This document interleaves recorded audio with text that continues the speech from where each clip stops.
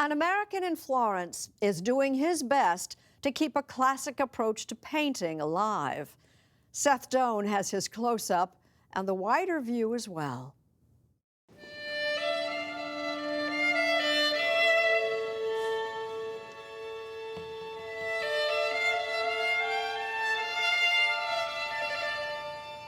The faint smell of oil paint and turpentine, years and years of it, wafts through this studio.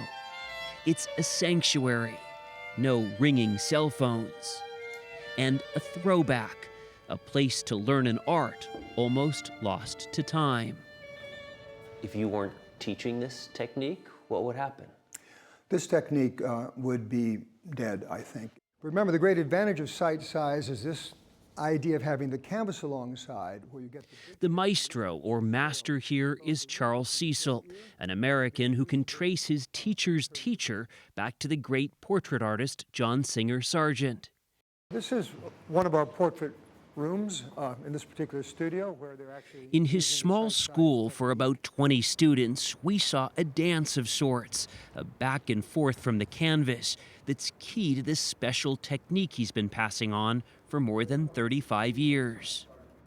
What I see up close, of course, is not what I see at a distance. What I see up close are her eyes, but her lips are entirely out of my focal range. From back there, I can see the whole work together. So this back and forth method is part of a style of painting called sight size.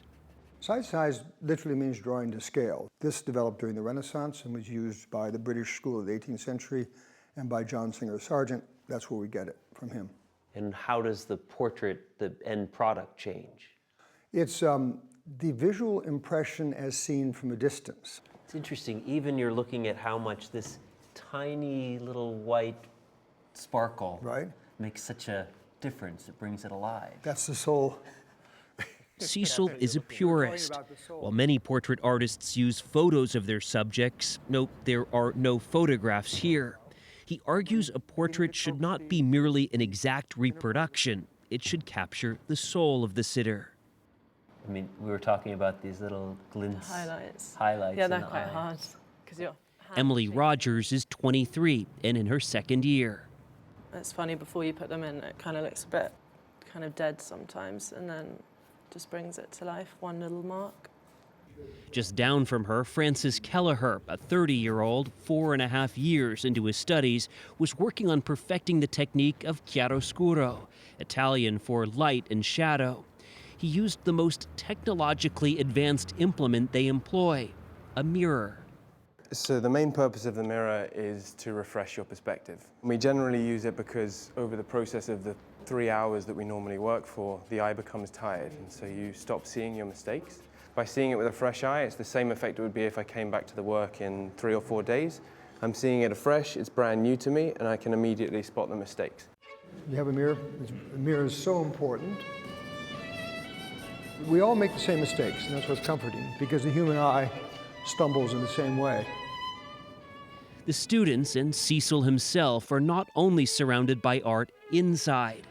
This school is located in Florence, birthplace of the Renaissance. You think seeing all of this art around you affects you as an artist? It does indeed, every day, with every breath. Cecil first came to this Italian city in the heart of Tuscany in his 20s and vowed to return by age 30. He did, and it's been home ever since.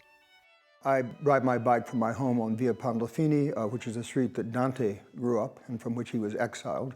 I tend to weave through the mass tourism, but there are invariably the great palaces, the great windows as well, just the great design that you see on the way and you glimpse, and one never tires of that. His studio in the oldest working atelier in Florence shares a space with Raffaello Romanelli, whose family has been sculpting in this building for about 200 years. All the great sculptors and painters too. Right, and draftsmen like yourself. Exactly. Like Michelangelo also. Yeah. Cecil sees the importance of studying the past. He says because of smartphones and selfies, we're inundated by photos, and it's ruining painting. We're just seeing so many images, we've lost appreciation for them. In fact, I don't think we spend much time looking at it, unless it's a Leonardo, you know. Unless we're told to look at a masterpiece, I'm not so sure that we would spend the proper time looking at it the way that once upon a time that was the only image of reality we had.